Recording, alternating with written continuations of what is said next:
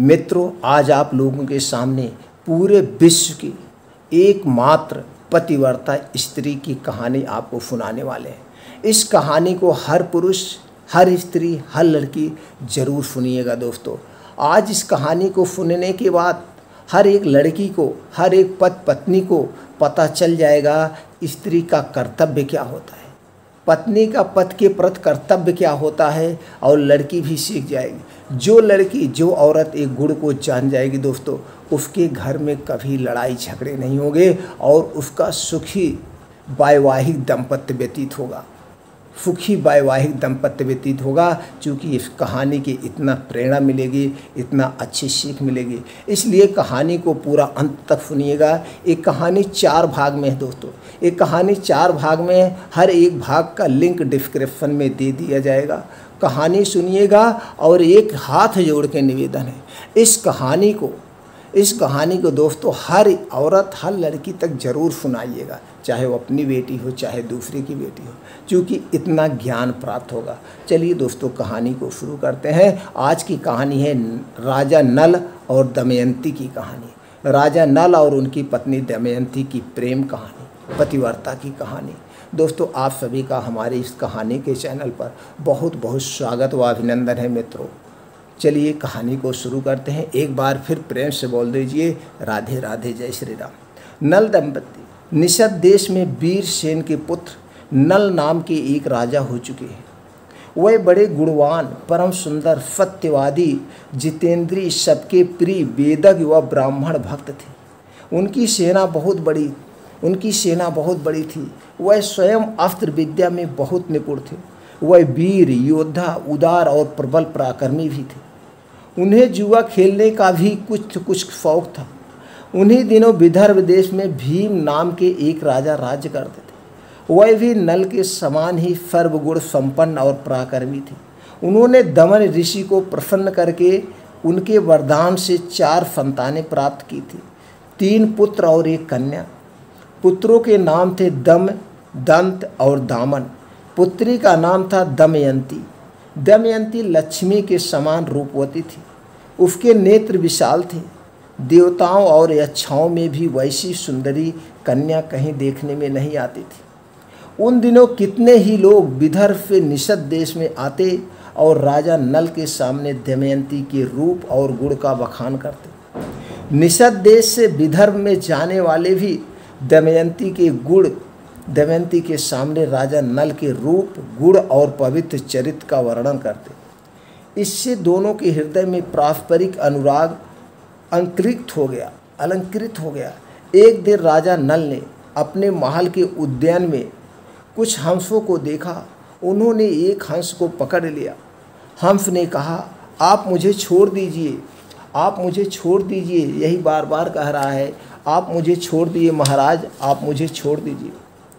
तो हम लोग दमयंती के पास जाकर आपके गुणों का ऐसा वर्णन करेंगे कि वह आपको अवश्य अपना लेगी। नल ने हंस को छोड़ दिया। वह सब उड़कर विदर्भ देश में गए। दमयंती के अपने पास हंसों को देखकर बहुत प्रसन्न हुई और हंसों को पकड़ने के लिए उनकी ओर दौड़ने लगी।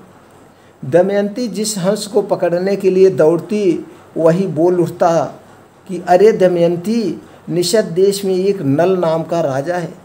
वह अश्विनी कुमार के समान सुंदर है। मनुष्यों में उसके समान सुंदर और कोई नहीं है। वह मानो मूर्तिमान कामदेव है। यदि तुम उसकी पत्नी हो जाओ तो तुम्हारा जन्म और रूप दोनों सफल हो जाए। हम लोगों ने देवता, गांधर्व, मनुष्य, सर्प और राक्षसों को घूम घूम कर देखा है। नल के समान सुंदर पुरुष कहीं देखने में नहीं आया। जैसे तुम स्त्रियों में रत्न हो, वैसे ही नल पुरुषों में भूषण है। तुम दोनों की जोड़ी बहुत ही सुंदर होगी। दमयंती ने कहा, हंस, तुम नल से भी ऐसी ही बात करना। हंस ने निषद देश में लौटकर नल से दमयंती का संदेश कह दिया। दमयंती हंस के मुंह से राजा नल की कीर्ति सुनकर उनसे प्रेम करने लगी। उसकी आसक्ति इतनी बढ़ गई कि वह रात दिन उनका ही ध्यान करती रहती। शरीर धूमिल और दुबला हो गया। वह दिन सी दिखने लगी, एकदम कमज़ोर दिखने लगी। सखियों ने दमयंती के हृदय का भाव ताड़कर विदर्भ राज से निवेदन किया कि आपकी पुत्री अस्वस्थ हो गई है। राजा भीम ने अपनी पुत्री के संबंध में बड़ा विचार किया। अंत में वह इस निर्णय पर पहुंचा कि मेरी पुत्री विवाह योग्य हो गई है, इसीलिए इसका स्वयंवर कर देना चाहिए। उन्होंने सब राजाओं को स्वयंवर का निमंत्रण पत्र भेज दिया और सूचित कर दिया कि राजाओं को दमयंती के स्वयंवर में पधार कर लाभ उठाना चाहिए और मेरा मनोरथ पूर्ण करना चाहिए। देश देश के नरपत, हाथी, घोड़े और रथों की ध्वनि से पृथ्वी को मुखरित करते हुए सज धज कर विदर्भ देश में पहुंचने लगे। भीम ने सबके स्वागत सत्कार की समुचित व्यवस्था की। देवर्षि नारद और पर्वत के द्वारा देवताओं को भी दमयंती के स्वयंवर का समाचार मिल गया। इंद्र आदि सभी लोकपाल भी अपनी मंडली और वाहनों सहित विदर्भ देश के लिए रवाना हुए। राजा नल का चित्त पहले से ही दमयंती पर आसक्त हो चुका था। उन्होंने भी दमयंती के स्वयंवर में सम्मिलित होने के लिए विदर्भ की यात्रा की। देवताओं ने स्वर्ग से उतरते समय देख लिया कि कामदेव के समान सुंदर नल दमयंती के स्वयंवर के लिए जा रहे हैं। नल की सूर्य के समान कांति और लोकांतर रूप से संपत्ति से देवता भी चिंतित हो गए। उन्होंने पहचान लिया कि ये नल है। उन्होंने अपने विमानों को आकाश में खड़ा कर दिया और नीचे उतरकर नल से कहा, राजेंद्र नल, आप बड़े सत्यवादी हैं। आप हम लोगों की सहायता करने के लिए दूत बन जाइए। नल ने प्रतिज्ञा कर ली और कहा कि करूँगा। फिर पूछा कि आप लोग कौन हैं और मुझे दूत बनाकर कौन सा काम कर लेना चाहते हैं। इंद्र ने कहा, हम लोग देवता हैं। मैं इंद्र हूँ और ये अग्नि है, वरुण और यम है। हम लोग दमयंती के लिए यहाँ आए हैं। आप हमारे दूत बनकर दमयंती के पास जाइए और कहिए कि इंद्र, वरुण, अग्नि और यम देवता तुम्हारे पास आकर तुमसे विवाह करना चाहते हैं। इनमें से तुम चाहे जिस देवता को पति के रूप में स्वीकार कर लो। नल ने दोनों हाथ जोड़कर कहा कि देवराज, वहाँ आप लोगों के और मेरे जाने का एक ही प्रयोजन है, इसलिए आप मुझे दूत बनाकर वहाँ भेजें। यह उचित नहीं है। जिसकी किसी स्त्री को पत्नी के रूप में पाने की इच्छा हो चुकी है, वह भला उसको कैसे छोड़ सकता है और उसके पास जाकर ऐसी बात कैसे ही कह सकता है। आप लोग कृपया इस विषय में मुझे क्षमा करें। देवताओं ने कहा, नल, तुम पहले हम लोगों से प्रतिज्ञा कर चुके हो कि मैं तुम्हारा काम करूँगा। अब प्रतिज्ञा मत तोड़ो, अविलंब वहाँ चले जाओ। नल ने कहा, राजमहल में निरंतर कड़ा पहरा रहता है, मैं कैसे जा सकता हूँ। इंद्र ने कहा, जाओ, तुम वहाँ जा सकोगे। इंद्र की आज्ञा से नल ने राजमहल में बेरोक टोक प्रवेश करके दमयंती को देखा। दमयंती और सखियों भी उसे देखकर अवाक रह गई। वह इस अनुपम सुंदर पुरुष को देखकर मुग्ध हो गई और लज्जित होकर मुंह कुछ बोल न सकी। दमयंती ने अपने को संभाल कर राजा नल से कहा, वीर, तुम देखने में बड़े सुंदर और निर्दोष जान पड़ते हो। पहले अपना परिचय बताओ, तुम यहाँ किस उद्देश्य से आए हो और यहाँ आते समय द्वारपालों ने तुम्हें देखा क्यों नहीं। उनसे तनिक भी चूक हो जाने पर मेरे पिता उन्हें बड़ा कड़ा दंड देते हैं। नल ने कहा, कल्याणी, मैं नल हूँ, लोकपालों का दूत बनकर तुम्हारे पास आया हूँ। सुंदरी, इंद्र, अग्नि, वरुण और यम, ये चारों देवता तुम्हारे साथ विवाह करना चाहते हैं। तुम इनमें से किसी एक देवता को अपने पति के रूप में वर्ण कर लो। यही संदेश लेकर मैं तुम्हारे पास आया हूँ। उन देवताओं के प्रभाव से ही जब मैं तुम्हारे महल में प्रवेश करने लगा, तब मुझे कोई नहीं देख सका है। मैंने देवताओं का संदेश कह दिया है, अब तुम्हारी जो इच्छा हो करो। दमयंती ने बड़ी श्रद्धा के साथ देवताओं को प्रणाम करके मंद मंद मुस्कुराकर नल से कहा, नरेंद्र, आप मुझे प्रेम दृष्टि से देखिए और आज्ञा कीजिए कि मैं यथाशक्त आपकी क्या सेवा करूं। मेरे स्वामी, मैंने अपना सर्वस्व और अपने आप को भी आपके चरणों में सौंप दिया है। आपके चरणों, आप मुझ पर विश्वासपूर्ण प्रेम कीजिए। जिस दिन से मैंने हंसों की बात सुनी, उसी दिन से मैं आपके लिए व्याकुल हूँ। आपके लिए ही मैंने राजाओं की भीड़ इकट्ठा की है। यदि आप मुझ दासी की प्रार्थना अस्वीकार कर देंगे तो मैं विष खाकर, आग में जलकर, पानी में डूबकर या फांसी लगाकर आपके लिए मर जाऊंगी। राजा नल ने कहा, जब बड़े बड़े लोकपाल तुम्हारे प्रणय संबंधों के प्रार्थी हैं, तब तुम मुझ मनुष्य को क्यों चाह रही हो? उन ऐश्वर्यशाली देवताओं के चरण रेणु के समान भी तो मैं नहीं हूँ। तुम अपना मन उन्हीं में लगाओ। देवताओं का अप्रिय करने से मनुष्य की मृत्यु हो जाती। तुम मेरी रक्षा करो और उनको वरण कर लो। नल की बात सुनकर दमयंती घबरा गई। उसके दोनों नेत्रों में आंसू छलक आए। वह कहने लगी, मैं सब देवताओं को प्रणाम करके आपको ही पति रूप में वरण कर रही हूँ। यह मैं सत्य शपथ खा रही हूँ। उस समय दमयंती का शरीर कांप रहा था, हाथ जुड़े हुए थे। राजा नल ने कहा, अच्छा, तब तुम ऐसा ही करो, परंतु यह तो बतलाओ कि मैं यहाँ उनका दूत बनकर संदेश पहुँचाने के लिए आया हूँ। यदि इस समय मैं अपना स्वार्थ बनाने लगूँ तो कितनी बुरी बात है।